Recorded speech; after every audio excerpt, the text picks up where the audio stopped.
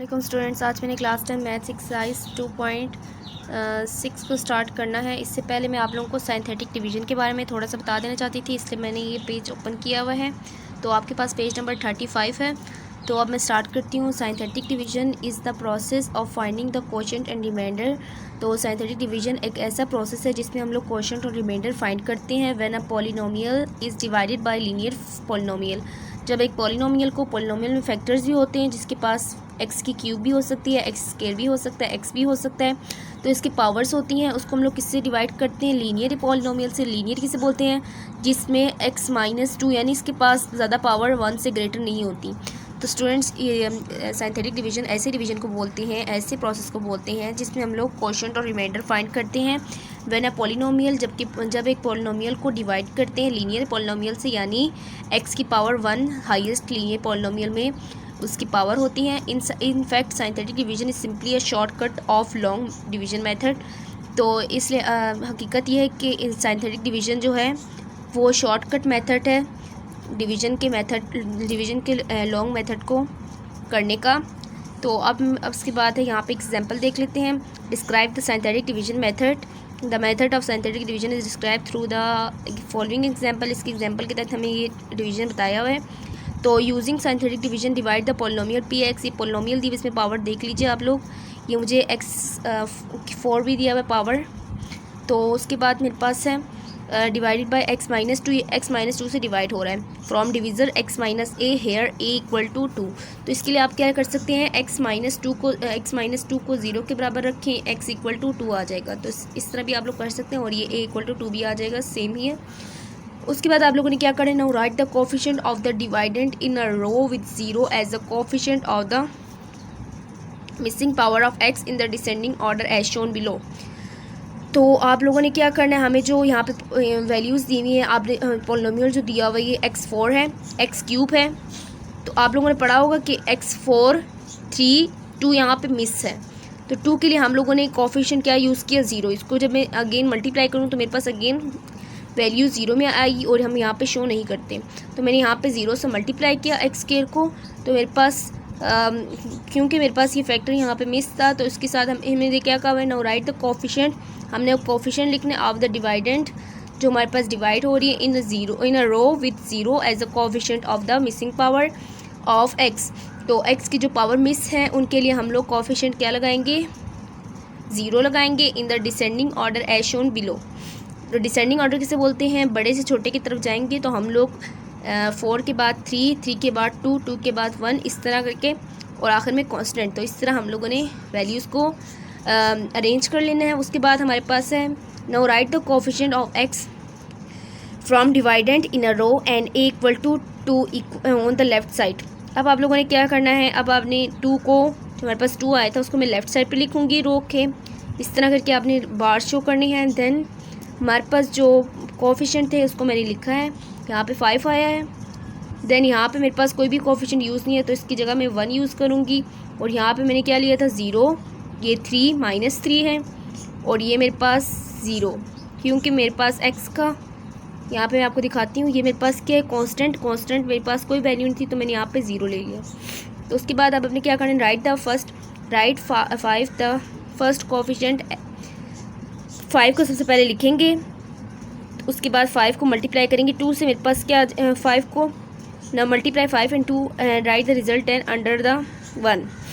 2 को 5 से मल्टीप्लाई किया, 10 को यहाँ पे लिखना है, यहाँ पे लिख लिया। देन 1 को 10 प्लस के 11 आया, 2 को 11 से मल्टीप्लाई किया 22 आया। इन दोनों को ऐड किया, फिर जो आया है उसको दोबारा 2 से मल्टीप्लाई किया, और यहाँ पे -3 के नीचे लिख दिया। इस तरह करके हम सॉल्व करते जाएंगे। अब मैं आप लोगों को एक्सरसाइज की तरफ लेके जाती हूँ और क्वेश्चन सॉल्व करवाती हूँ। तो स्टूडेंट्स, यहाँ पे मैंने क्वेश्चन नोट कर लिया है। फर्स्ट क्वेश्चन अभी इस लेक्चर में सॉल्व करूँगी। तो use synthetic division to find the coefficient and remainder when x square plus 7x minus 1 divided by x plus 1। तो आप सबसे पहले पावर्स देखें। पावर्स हमारे पास डिसेंडिंग ऑर्डर में अरेंज है कि नहीं? ये मेरे पास 2, ये हमारे पास 1, देन कांस्टेंट है, तो ये सही है। अब मैं इसको क्या लेट करती हूँ? Let p of x. तो इसको मैं पी ऑफ एक्स के बराबर लेट करूँगी इस पॉलिनोमियल को। तो ये मेरे पास ऐसे लिख दूँगी। एंड देन फ्रॉम डिवीज़र, हम लोगों ने पिछले पेज से अभी मैंने आपको पढ़ाया था। Then from divisor x minus a equal to x -(-1)। तो स्टूडेंट्स मैंने क्या किया है, इन दोनों को जब मैं मल्टीप्लाई करूँगी तो मेरे पास अगेन प्लस में आ जाएगा।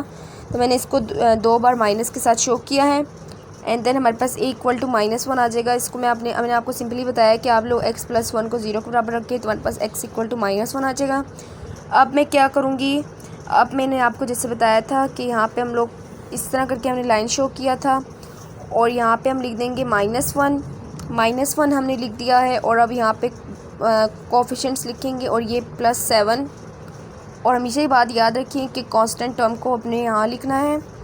तो 1 के साथ एरो ऐसे शो करूँगी एंड देन 1 को अगेन उतार दूँगी, फिर 1 को -1 से मल्टीप्लाई करूँगी, -1 आएगा।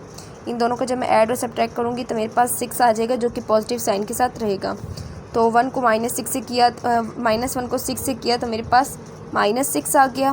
तो इन दोनों को जब मैं ऐड और सब्ट्रैक्ट करूँगी ये वैल्यूज़ दोनों ऐड होंगी और साइन बड़ी वैल्यू का आएगा जो कि माइनस का है और आंसर आएगा -7। तो डिप्रेस्ड इक्वेशन किसे बोलते हैं स्टूडेंट्स? डिप्रेस्ड इक्वेशन इस, तो जो ये मिड में हमारे पास जो होगा, जो दरमियान में है, जो इन दोनों लाइंस के दरमियान है, ये डिप्रेस्ड इक्वेशन है। ये क्या है? x² + 6। तो आपने एक बात ये मेरे पास x है, तो आपने एक बात याद रखनी, ये मेरे पास x होगा और ये मेरे पास क्या होगा, कांस्टेंट टर्म की तौर पे यूज़ होगा। उसके बाद मेरे पास से कोशेंट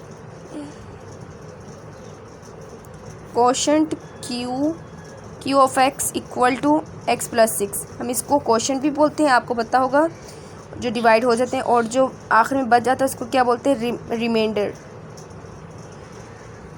रिमाइंडर मेरे पास क्या है स्टूडेंट्स, ये जो बच गया है ये मेरे पास क्या होगा, -7 इस रिमाइंडर। तो यही मेरा फर्स्ट क्वेश्चन था, फर्स्ट क्वेश्चन का फर्स्ट पार्ट था और अब मैं आप लोगों को सेकंड पार्ट करवाऊंगी।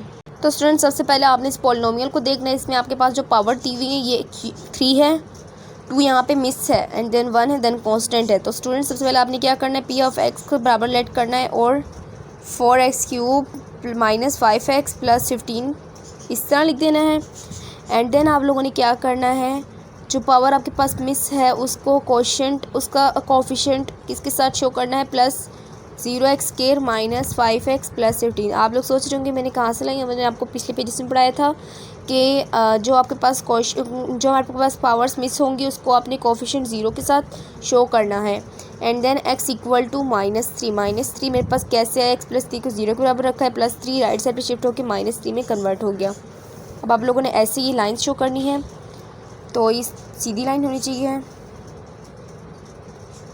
तो यहाँ पे मेरे पास आएगा -3 और यहाँ पे मैं 4 लिखूँगी, कोफिशिएंट्स लिखूँगी 0, -5 और 15। और यहाँ मेरे पास इस तरह मैं एरो हेड यूज़ करूँगी और 4 अगेन नीचे उतर आएगा, 3 × 4 = -12 आएगा। इन दोनों को जब मैं ऐड और सब्ट्रैक्ट करूँगी तो मेरे पास दोबारा -12 आ जाएगा। इन दोनों को जब मैं फर्दर मल्टीप्लाई करूँगी 12 को 3 से, तो मेरे पास आएगा 36 जो कि प्लस साइन के साथ आएगा, माइनस माइनस प्लस हो गया मल्टीप्लाई होकर, और ये पास आया 31। 3 को जब मैं 31 से करूँगी तो मेरे पास आएगा -93। तो इन दोनों को जब मैं सॉल्व करूँगी तो मेरे पास -78 आएगा। तो स्टूडेंट्स आप लोगों ने बताया था डिप्रेस्ड इक्वेशन कौन सा है। फिर डिप्रेस्ड इक्वेशन 4x² - 12x + 31 है, और इसका मतलब है हमारे पास क्वोशंट भी क्या है, क्वोशंट भी सेम इसी को बोलते हैं, quotient q of x = 4x² - 12x + 31। फिर रिमाइंडर क्या बचा, जो आपके पास ये वाली टर्म होती है इसको क्या बोलते हैं, रिमाइंडर r है इक्वल टू -78। तो स्टूडेंट्स उम्मीद करती हूँ ये पार्ट भी आपको अच्छे से समझ आ गई होगी। अब मैं आप लोगों को नेक्स्ट पार्ट सॉल्व करके आप लोगों को साथ साथ समझाऊंगी। तो स्टूडेंट्स यहाँ पे मैंने थर्ड पार्ट सॉल्व कर लिया है, और मैंने इसमें p of x equal to ये इस पॉलिनोमियल को p of x कहा है। और यहाँ पे आप लोग देख रहे होंगे यहाँ पे बस 3 है, डिसेंडिंग ऑर्डर में जाएंगे 3, 2, 1 एंड कांस्टेंट। तो ये पास इसमें कोई भी मिसिंग कोएफिशिएंट नहीं है, मिसिंग पावर नहीं है जिसको हम लोगों को 0 के साथ लिखना पड़े। तो हम लोग सिंपली यहाँ पे p of x equal to polynomial लिख लेंगे, इस पॉलिनोमियल को सेम उतार लेंगे, then x minus a equal to x minus two, from divisor x minus a किसके बराबर है, एक्स माइनस टू के, and then a equal to plus two आ गया मेरे पास। अब मैंने 2 को बाहर रखा है और अंदर सारे कोफिशिएंट लिख लिए। मेरे पास 1 है, इसके साथ कोई भी हमारे पास कोफिशिएंट, ये भी 1 है, ये भी 1 है, और सारों की दी हुई, तो फिर 1 1 माइनस 3 और ये 2। तो 2 को हमेशा इस तरह आपने लिखना है, यानी इस डिवाइडेड के फॉर्म वाले से बाहर लिखना है। तो यहाँ पे 1 आया, 1 को हमने सेम उतार लिया, 2 1 ज़ा 2, 1 में 2 प्लस किए तो 3 आ गया, 2 को 3 से मल्टीप्लाई किए तो 6 आया, वो यहाँ पे लिख दिया है। तो इसको सॉल्व किए तो मेरे पास 3 आ जाता है, 3 ज़ा क्या होता है 6, 6 में 2 प्लस किए तो 8 आ गया। तो डिफरेंस इक्वेशन कौन सी, मिड वाली है, और क्वेश्चन कौन सा है, क्वेश्चन भी अगेन यही सेम है, और जो रिमाइंडर आया है वो इसको बोलते हैं रिमाइंडर। तो स्टूडेंट्स उम्मीद करती हूँ ये वाले क्वेश्चन आपको समझ आ गए होंगे। मिलते हैं नेक्स्ट लेक्चर में, तब तक के लिए अल्लाह हाफिज़।